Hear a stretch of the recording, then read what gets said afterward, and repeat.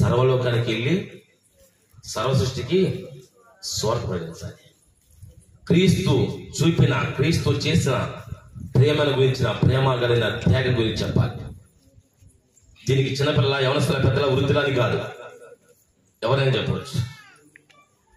నిజంగా అక్కడ వెనక మన చాలా మంది పెద్దలు దైవజనులు ఉన్నారు.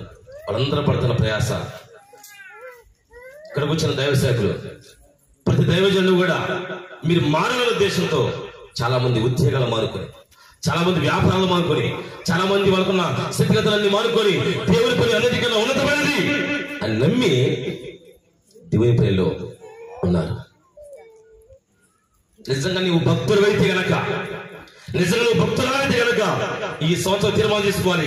నా భర్త ఈ సంవత్సరం ఖచ్చితంగా వచ్చే వరకు నేను ఉపవాసం ఉండవలసి అయితే,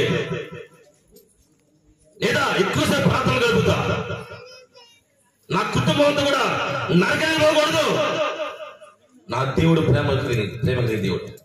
నా కొరకు, నా కుటుంబం కొరకు, సర్వమానవుడి కొరకు ఆయన దిగి వచ్చి ప్రాణం పెట్టాడు శిలువ పైన. కారణం ఏంటి అంటే దేవుడు లోకమునెంతో ఆయన ప్రేమించేవాడు. ప్రేమించినట్టుగా నేను ప్రేమిస్తా అని చెప్పి ఆగిపోలేదు. ఆయన ప్రేమ ఏంటో చూపించాడు. ఆయన ప్రేమ ఏంటంటే నిన్ను నీకన్నా కూడా ఆయన నీకు ప్రేమించాడు. హల్లెలూయా. నీ కుటుంబ సభ్యులు ఒకలా నిన్ను ప్రేమిస్తానని తెలియదు, కానీ నీ బంధువులు, నీ స్నేహితులు, ఆప్తులు, మిత్రులు, వాళ్ళు వీళ్ళు ప్రేమిస్తానో లేదో తెలియదు, కానీ అందరికన్నా ఎక్కువగా నిన్ను ప్రేమించేది ఎవరు అంటే దేవుడు మాత్రం.